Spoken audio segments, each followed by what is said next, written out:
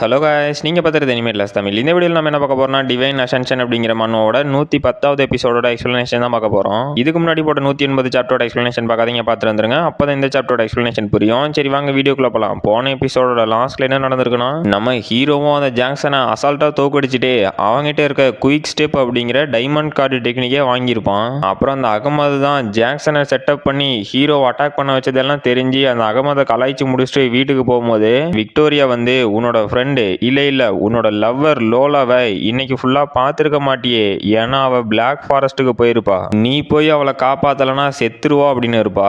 அப்புறம் ஹீரோவும் சரி எப்படா அந்த பிளாக் ஃபாரஸ்ட்டுக்கு போறது அப்படின்னு யோசிச்சுட்டு வரும்போது நம்ம டாக்டர் வந்திருப்பாங்க. அவங்க வந்தது மட்டும் இல்லாம நாங்க அந்த டார்க் ஃபாரஸ்ட்டுக்கு ஒரு மிஷனுக்காக போறோம், நீயும் எங்க கூட வரணும் அப்படின்னு இருப்பாங்க. இதோட போன எபிசோட் முடிஞ்சிருக்கும். இந்த எபிசோடோட ஸ்டார்டிங்லயே நம்ம ஹீரோவா அந்த டார்க் ஃபாரஸ்ட்டை கூப்பிட்டதை கேட்ட பிளாக்கும் ஷாக் ஆயிட்டு, டே ஃப்ராஸ்டர் நீ உண்மையிலேயே அங்க போக போறியா? அது ஒரு SS ரேங்க்ல இருக்க டேஞ்சர் ஜோன், அங்க போன அப்படின்னா கண்டிப்பா செத்துருவா, போகாதரா அப்படின்னு கதறா. ஹீரோவும் இல்ல கண்டிப்பா நாங்க போய் ஆகணும், எனக்கு நிறைய காரணங்கள் இருக்கு அப்படிங்கிறான். அப்ப நம்ம ஒயிட்டும் என்னது காரணமா? அடே ஃப்ராஸ்டரே, நீ உன்னோட ஓல்டு ஃப்ரெண்டுக்காக தான் அங்க போறேன்னு சொல்ற, நீ ஒன்னும் கவலைப்படாத, நான் இதை பத்தி லோலா கிட்ட சொல்ல மாட்டேன் அப்படிங்கிறா.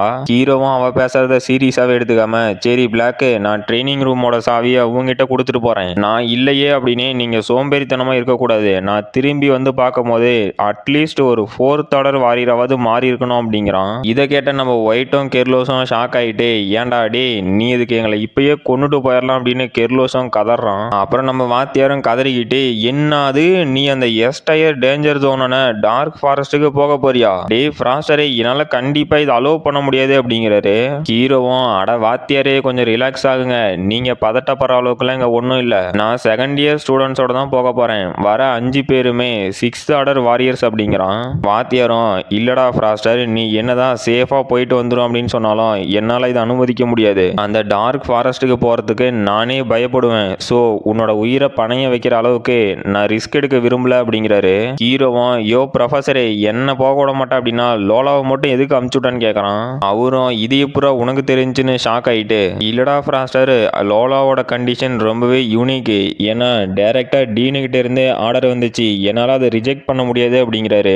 ஹீரோவும் வாத்தியாரே நான் சொல்றதை நல்லா கேட்டுக்கோங்க, லோலாவுக்கு இப்ப பேக்கப் தேவைப்படலாம், ஸோ அவ இந்த மாதிரி ஒரு ஆபத்தான சுச்சுவேஷன்ல இருக்கும் போது ஆஸ் எ ஃப்ரெண்டா என்னால பார்த்துக்கிட்டு சும்மா இருக்க முடியாது, அப்புறம் நான் உங்களுக்கு ப்ராமிஸ் பண்றேன் நான் உயிரோட திரும்ப வருவேன் அப்படிங்கிறான். வாத்தியாரும் சரி ரைட்டு, இதுக்கு மேலேயும் உன்னை தடுக்க முடியாது, பார்த்து பத்திரமா போயிட்டு வாடா ஃப்ராஸ்டர் அப்படின்னு அனுப்பி வைக்கிறாரு. ஹீரோவும் ஆல் ரைட் தேங்க்யூ ப்ரொஃபஸர் அப்படின்ட்டு போறான். அப்புறம் நம்ம சான்சுரி இன்ஸ்டியூட்டோட ஃப்ரண்ட் கேட்ல தான் காட்டுறாங்க. நம்ம டாக்டர்லாம் ஏதோ ஃபேஷன் ட்ரெஸ் காம்படிஷனுக்கு போற மாதிரி ட்ரெஸ் பண்ணிக்கிட்டு இதோ நம்ம பையன் ஃப்ராஸ்டர் வந்துட்டான் இல்ல, வாடா ஃப்ராஸ்டர் அப்படின்னு கூப்பிடுறாங்க. அப்ப ஹீரோவும் அடே ஜாக்சன் நீ என்னடா அங்க பண்ற அப்படின்னு ஷாக் ஆகுறான். ஜாக்சனும் அது ஃப்ராஸ்டர் நான் எப்படி சொல்லட்டும் அப்படிங்கிறான். டாக்டரும் ஜாக்சன் காதை பிடிச்சிட்டு நான் சொல்றேன், இந்த முட்டாளே ஒரு டைமண்ட் கார்டு டெக்னிக்காக இவ்வளவு பிரச்சனை ஏற்படுத்திட்டான், அப்புறம் நீ ஒன்றும் கவலைப்படாத, இவன் பண்ணின மிஸ்டேக்கு நான் பனிஷ்மெண்ட் கொடுத்துட்டேன் அப்படிங்கிறாங்க. ஜாக்சனும் ஏமா டாக்டரே கொஞ்சம் என்னை விட்ட அப்படின்னா நானும் அவங்ககிட்ட பேசுவேன், இல்ல மன்னிப்பு கேட்கறதுக்காவது ஒரு சான்ஸை கொடு அப்படின்ட்டு.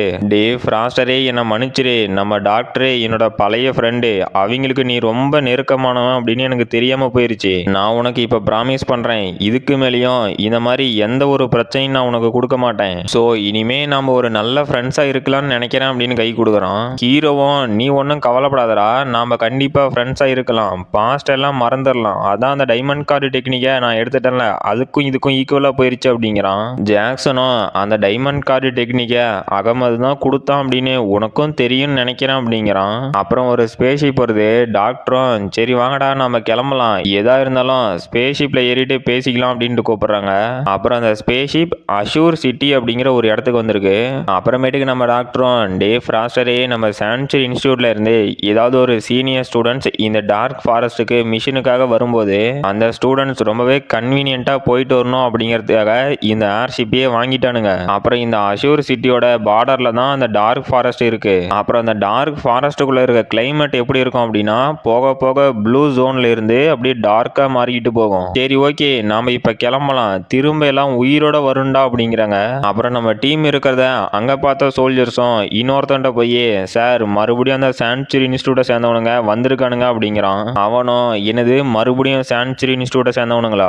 ஏற்கனவே ஒருத்தி வந்து நம்ம பிளாக் ரிவர் ஆர்கனைசேஷன்ல இருக்கிறவங்கள தூக்கி போட்டு பொழந்துட்டு போயிட்டா. இதை இப்படியே விட்டா நம்ம பிளாக் ரிவர் சொசைட்டிக்கு ரொம்ப பெருத்த அவமானமா போயிடும். அதனால நீங்க அந்த மீடா கிட்ட போய் அவுட் சைடர்ஸ் எல்லாம் இந்த டார்க் ஃபாரஸ்ட்டுக்கு வராங்க அப்படின்னு இன்ஃபர்மேஷன் கொடுத்துருங்க. அப்புறம் அவனுக்கு நம்ம என்ன பேக்கப் வேணாலும் கொடுக்கலாம். ஆனா அந்த 2 பியூட்டிஸை மட்டும் நாமளே வச்சுக்கணும் அப்படின்னு சொல்லி ஊத்துறோம். அப்புறம் நம்ம டீமும் அந்த டார்க் ஃபாரஸ்ட்டுக்குள்ள வருது.